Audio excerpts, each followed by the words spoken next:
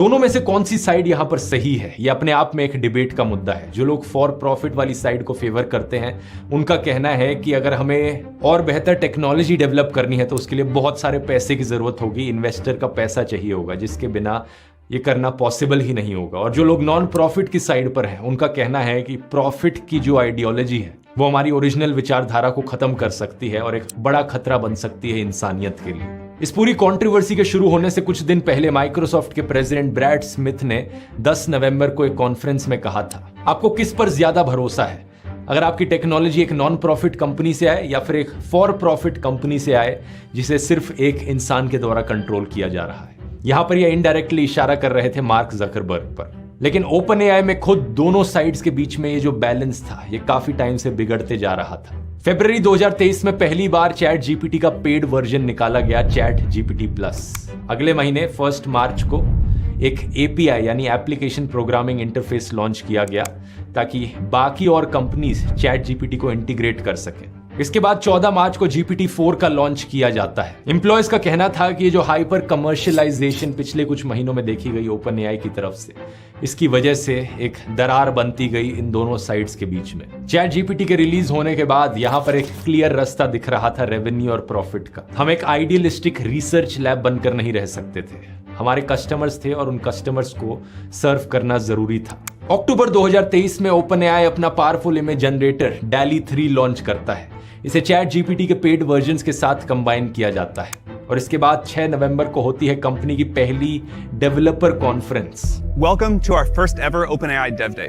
Today, we've got about 2 million developers building on our API for a wide variety of use cases, doing amazing stuff. इस conference में Sam एक presentation देते हैं जनता के सामने, बिल्कुल उस तरीके से जैसे कोई एप्पल या गूगल की प्रेजेंटेशन हो। यहाँ बताया जाता है कि अब चैट जीपीटी के कस्टम बिल्ड मॉडल भी बना सकते हैं आप। इन्हें नाम दिया जाता है जीपीटीज, कि अब एक चैट जीपीटी नहीं बल्कि कस्टमाइज्ड ढेर सारे अलग अलग जीपीटीज हैं। इन सब की डिटेल में बात कोर्स के अपडेट में करेंगे, लेकिन यहां पर हो क्या रहा था, जैसे जैसे कमर्शियलाइजेशन बढ़ रही थी, एक साइड थी सैम और प्रेसिडेंट ग्रेग की जो इस कमर्शियलाइजेशन को इनकरेज कर रहे थे, लेकिन दूसरी साइड थी चीफ साइंटिस्ट इलिया की जो काफी अनकंफर्टेबल फील कर रहे थे इससे। इलिया एआई सेफ्टी को लेकर बहुत ऑब्सेस्ड हो चुके थे। उन्होंने एक टाइम पर अपने एम्प्लॉयज को कहा था कि इन्हें डर है कि एजीआई सिस्टम्स इंसानों को उसी तरीके से ट्रीट करेंगे जिस तरीके से इंसान आज के दिन जानवरों को ट्रीट करते हैं।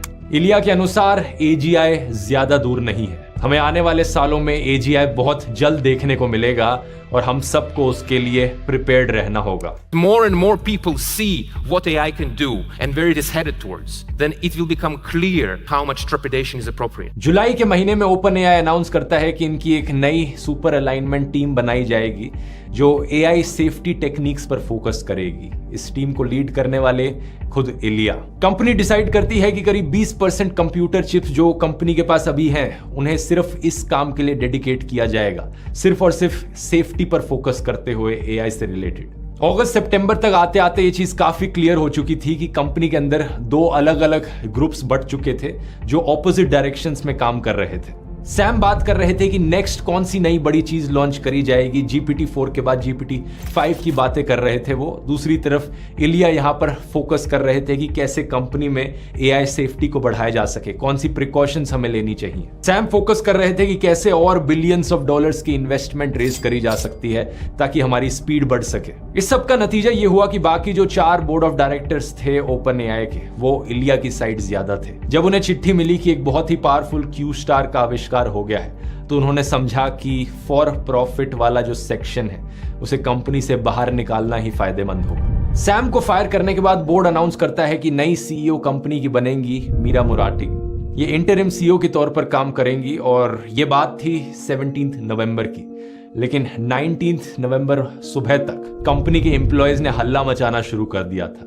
ज्यादातर एम्प्लॉयज कंपनी के एक्चुअली में सैम की साइड पर थे। माइक्रोसॉफ्ट भी यहां पर एक बड़ी अजीब पोजीशन में था क्योंकि उनके पास 49% स्टेक था फॉर प्रॉफिट सब्सिडरी का, तो वो भी नहीं चाहता था कि यहां पर ये कंपनी बिखर जाए। माइक्रोसॉफ्ट प्रेशर बना रहा था बोर्ड के ऊपर कि वापस सैम को सीईओ बनाया जाए। 19 नवंबर को बोर्ड और सैम के बीच में कुछ नेगोशिएशंस होती है जहां पर सैम गेस्ट पास पहनकर ओपन एआई के ऑफिस में जाते हैं। लोगों को लग रहा था शायद सैम वापस सीईओ बन जाएंगे, लेकिन वो होता नहीं है। अगले दिन ओपन एआई अनाउंस करता है कि पुराने ट्विच के सीईओ एमित शेर नए सीईओ बन गए हैं ओपन एआई के। सेम दिन माइक्रोसॉफ्ट के सीईओ सत्या नडेला इन्फॉर्म करते हैं कि इनकी कंपनी एक नई एडवांस्ड एआई रिसर्च टीम बनाएगी और सैम और ग्रेग उस टीम को लीड करेंगे। सत्या नडेला की इस मूव की वजह से माइक्रोसॉफ्ट का स्टॉक प्राइस रिकॉर्ड हाई पहुंच जाता है। लेकिन सवाल ये उठने लगता है कि ओपन एआई के जो सीईओ हैं एमित शेर वो क्या करेंगे? मैं क्या करूं, फिर जॉब छोड़ दूं?